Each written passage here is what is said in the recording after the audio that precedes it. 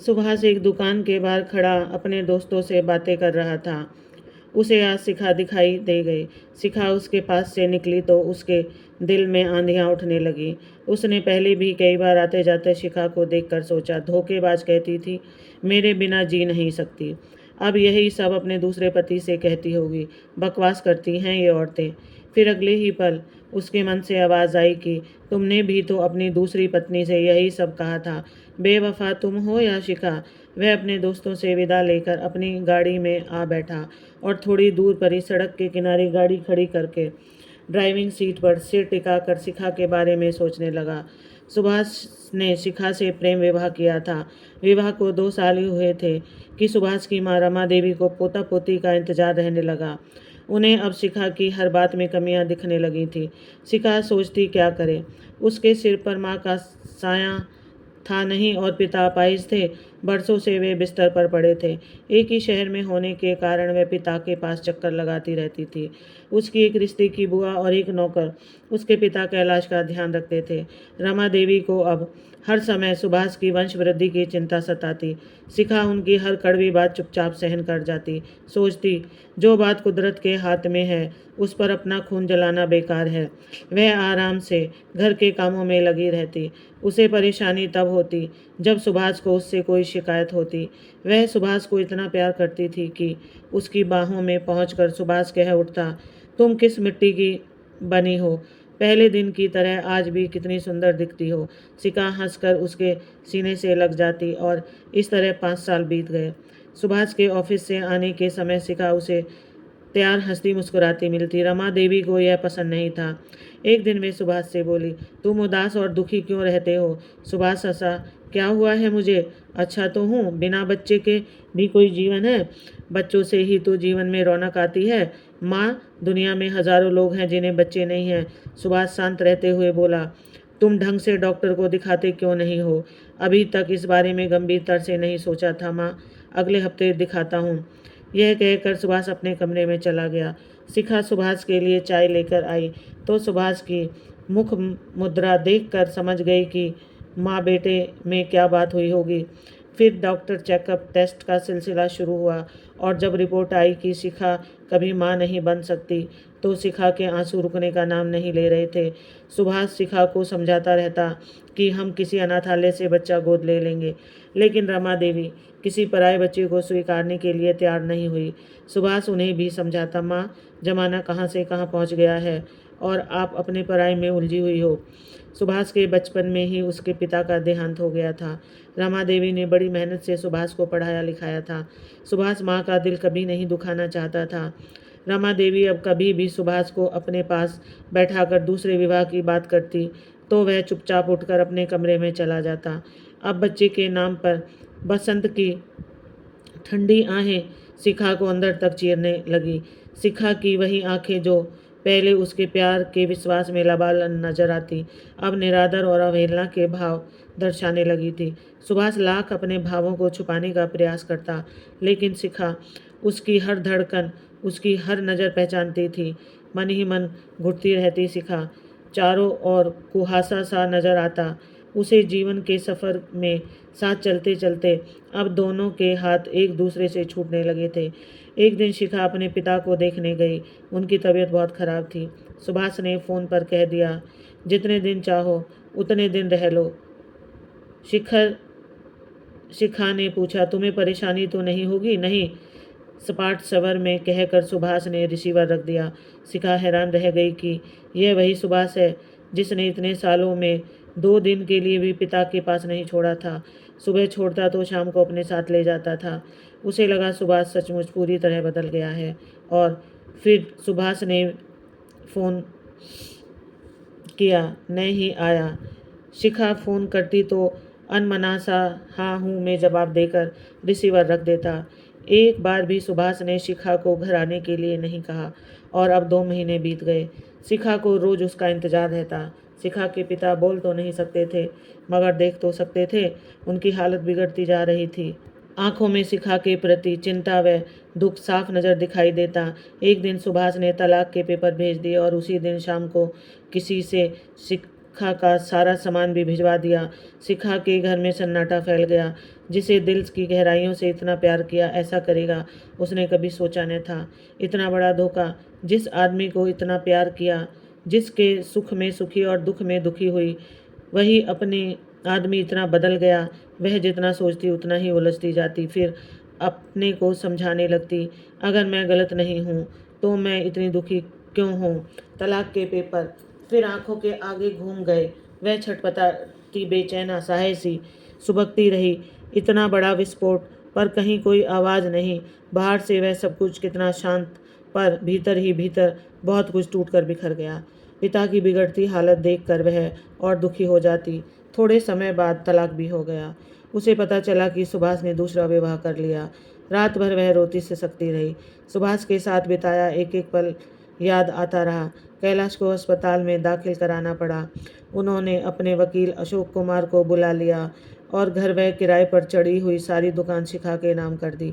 उनकी आंखों में शिखा के लिए चिंता साफ दिखाई देती। अशोक कुमार शहर के प्रसिद्ध वकील थे। उम्र में शिखा से कुछ ही बड़े थे, लेकिन बहुत ही सहृदय व सुलझे हुए इंसान थे। इस पूरी दुनिया में कैलाश को अशोक से ज़्यादा भरोसा किसी पर न था। वे जब भी आते, कैलाश की चिंता कुछ कम हो जाती थी। शिखा के विवाह के बाद भी अशोक ही कैलाश का हर तरह से ध्यान रख रहे थे। कैलाश अशोक को सालों से जानते थे। शिखा से अशोक की जितनी भी बातें होती, कैलाश के बारे में ही होती। शिखा तलाकशुदा है, यह वे जानते थे, लेकिन शिखा से इस बारे में उन्होंने कभी कुछ नहीं पूछा। सुभाष के दुख के साथ साथ पिता की आंखों में बसी चिंता शिखा और व्याकुल किए रहती। उसकी बुआ और नौकर घर संभालते रहे। वह अस्पताल में कैलाश के पास थी। अशोक आते जाते रहते। एक दिन अशोक जाने लगे तो शिखा बोली, एक व्यक्तिगत प्रश्न पूछना चाहती हूँ आपसे। अशोक ने देखा कैलाश नींद में है और शिखा बहुत परेशान है। वे कुछ कहने की हिम्मत जुटा रही है। अशोक बोले, पूछिए, आपने विवाह क्यों नहीं किया। अशोक को एक झटका सा लगा, लेकिन फिर धीरे से बोले, कोई मजबूरी थी। कहकर वह जाने लगे तो शिखा ने तेजी से आगे बढ़कर कहा, क्या आप मुझे बता सकते हैं। अशोक वहीं अपना बैग रख कर बैठ गए और फिर धीरे से बोले, कुछ लोग कमियों के साथ पैदा होते हैं और अगर वे विवाह के योग्य होता तो सही समय पर विवाह कर लेता। आप मेरी बात समझ गई होंगी। हाँ अशोक साहब, ऐसा सिर्फ पुरुषों के साथ ही नहीं, स्त्रियों के साथ भी होता है। मैं भी कभी माँ नहीं बन सकती, इसी कारण मेरा तलाक हो गया। मैंने हर संभव तरीके से विवाह को बचाने का प्रयत्न किया, लेकिन बचा नहीं सकी। अशोक ने हैरान होकर उसकी तरफ देखा तो शिखा ने कहा, क्या आप मेरे साथ विवाह कर सकते हैं। शिखा, आप होश में तो हैं। बहुत सोच समझ कर कह रही हूँ। मेरे पापा की जान मुझ में अटकी है। आप तो वकील हैं, यह जानते हैं कि वह अकेली औरत को दुनिया कैसे परेशान करती है। अगर आप मुझसे विवाह कर लेंगे तो हम दोनों को एक जीवन साथी और उससे भी बढ़कर एक दोस्त मिल जाएगा। हम अच्छे दोस्तों की तरह जीवन बिता लेंगे। बस आपका साथ मांग रही हूँ, मुझे और कुछ नहीं चाहिए। क्या आप मेरी बात मान सकते हैं। अशोक ने शिखा को गौर से देखा, उसके सच्चे चेहरे को परखा और फिर मुस्कुरा दिए। शीघ्र ही दोनों का विवाह हो गया और विवाह के कुछ समय बाद ही कैलाश ने हमेशा के लिए आंखें बंद कर ली। शिखा अशोक के घर आ गई। घर वैसा ही था जैसा औरत के बिना होता है। नौकर तो थे, लेकिन शिखा का हाथ लगते ही घर चमक उठा। एक दिन अशोक भावुक होकर बोले, कैसा पति था जिसने तुम्हें तलाक दे दिया। दोनों अपने मन की ढेरों बातें करते। दोनों को एक दूसरे में अच्छा दोस्त दिखाई देता था। शिखा दिन भर घर को संभालती संवारती, उनकी फाइलें संभालती। रात को उनके कमरे में उनकी दवा और पानी रख कर मुस्कुरा कर गुड नाइट बोलकर अपने बेडरूम में आ जाती। बेड पर लेटकर किताबें पढ़ती और सो जाती। सुबह अच्छी तरह तैयार होकर अशोक के साथ नाश्ता करती। उनके जाने के बाद गाड़ी निकालती और अशोक के बताए कामों को पूरा करती, यानी कभी बैंक जाना, कभी उनके डॉक्टर से मिलती, उनका हिसाब किताब देखती। उनका हर काम हंसी खुशी करती। आज सुभाष को शिखा फिर दिखाई दे गई। छोटा शहर था, इसलिए कई बार पहले भी दिख चुकी थी।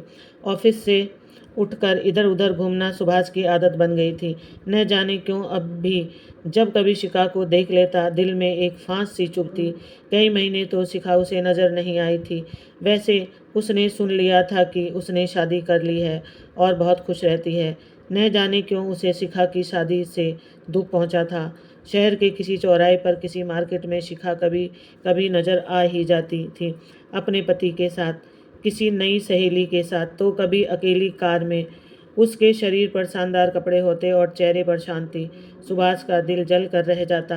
ऐसी सुख शांति तो उसके जीवन में नहीं आई थी। आज भी जब शिखा उसके सामने से निकली तो उसका दिल चाहा कि वह उसका पीछा करे, बिल्कुल उसी तरह जैसे विवाह से पहले करता था। गाड़ी खड़ी करके सुभाष बेचैनी से टहलता सड़क पर दूर निकल गया। सड़क के पार उसकी नज़र ठिठक गई। शिखा आ रही थी। सुभाष तेजी से सड़क पार करके उस तरफ बढ़ा जहाँ शिखा अपनी गाड़ी में बैठने वाली थी। जैसे ही शिखा गाड़ी में बैठकर गाड़ी स्टार्ट करने लगी, सुभाष ने नॉक किया। शिखा देखती रह गई। वह कभी सोच भी नहीं सकती थी कि इस तरह सुभाष से मुलाकात हो जाएगी। वह कुछ बोल ही नहीं पाई। सुभाष ने कहा, क्या गाड़ी में बैठकर बात कर सकता हूँ? शिखा ने पल भर सोचा, फिर कहा, नहीं, आपको इस तरह बात करने का कोई हक नहीं है। अब सुभाष को धक्का सा लगा। वह टूटे स्वर में बोला, बस थोड़ी देर, फिर खुद ही उतर जाऊंगा। कौन सी बातें आपको 2 साल बाद याद आ गई? सुभाष बैठता हुआ बोला, बहुत बदल गई हो। क्या खुश हो अपने जीवन से? कैसा है तुम्हारा पति? वे बहुत अच्छे हैं और उन्हें बच्चे की भी कोई इच्छा नहीं है। बच्चे के लिए वे पत्नी को धोखा देने वाले इंसान नहीं हैं। शिखा ने सख्त स्वर में कहा। सुभाष झूठ नहीं बोल सका, कोई बात न बना सका। चोर की तरह अपने दिल का हर राज उगलने लगा। शिखा, मुझे देखो, मैं खुश नहीं हूँ। शिखा ने पलटकर उसकी तरफ देखा। सच में वह खुश नहीं लग रहा था। उसका हुलिया ही बदल गया था। वह बहुत सुंदर हुआ करता था, लेकिन आज बदसूरत और बेहाल लग रहा था। शिखा, सुभाष शर्मिंदा सा बोला, यह तो ठीक है कि बच्चे दुनिया का सबसे बड़ा उपहार हैं, लेकिन सिर्फ तुम्हारी खुशी के लिए मैं इस सच से आंखें फेर लिया करता था। लेकिन जब माँ ने दूसरे विवाह की बात की तो मेरी इच्छा भी जाग उठी। मेरे जुड़वा बच्चे हुए। मैंने दुनिया की सबसे बड़ी खुशी देख ली। फिर भी मैं टूट गया हूँ। मंजिल पर पहुँचने के बाद भी भटक रहा हूँ, क्योंकि मेरी पत्नी सुमन बहुत ही ककर स्वभाव की है। वह समझती है मैंने बच्चों के लिए शादी की है। उसे अपने सिवा किसी का ख्याल नहीं। कहती है कि बच्चे तुम्हारी जिम्मेदारी हैं। बहुत ही फुअड़ और बदमिजाज लड़की है। माँ से बात बात पर उसका झगड़ा होता है। वही घर जो तुम्हारी उपस्थिति में खुश और शांत नजर आता था, अब कलह का अड्डा लगता है। घर जाने का मन नहीं होता। तुमने मेरा इतना ख्याल रखा था कि मैं बीते दिन याद करके रात भर सो नहीं पाता हूँ। बहुत दिन बाद मुझे पता चला कि संसार की सबसे बड़ी खुशी तुम्हारी जैसी पत्नी है। मैं तुम्हें कभी नहीं भूल सका और मानता हूँ कि बच्चे का न होना इतनी बड़ी कमी नहीं जितनी बड़ी तुम्हारी जैसी पत्नी को ठुकराना है। शिखा ने बेरुखी से पूछा, क्या यही वे बातें हैं जो आप करना चाहते थे? शिखा, मुझे यकीन है तुम भी मेरे बिना खुश तो नहीं होगी। मैंने तुमसे अलग होकर अच्छा नहीं किया। हम अच्छे दोस्त की तरह तो रह सकते हैं ना? अच्छे दोस्त की तरह से मतलब और कुछ तो हो नहीं सकता। कुछ समय तो एक दूसरे के साथ बिता ही सकते हैं। मैं तुम्हें अब भी प्यार करता हूँ शिखा। तुम्हारे लिए प्यार जैसा पवित्र शब्द एक खेल बनकर रह गया है। मेरे पति का प्रेम कितना शक्तिशाली है तुम सोच भी नहीं सकते। उनके निश्चल प्रेम, निर्मल प्रेम के प्रति मेरा मन श्रद्धा से भर उठा है। हमारे रिश्ते में विश्वास, समर्पण, आदर, अपनापन है। और जब भी मैं उनके साथ होती हूँ तो मुझे लगता है कि मैं एक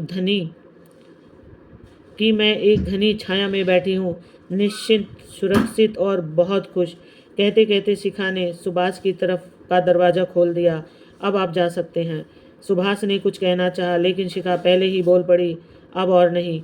और फिर सुभाष के उतरते ही उसने गाड़ी आगे बढ़ा दी और अपने दिल में अशोक की प्रेम की भीनी भीनी सुगंध से सरोबार घर पहुंची तो अशोक उसे देखते ही मुस्कुरा दिए।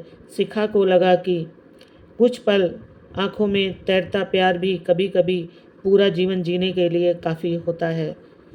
राधे राधे। आपको ये कहानी कैसी लगी? अच्छी लगी तो कमेंट बॉक्स में राधे राधे ज़रूर लिखें।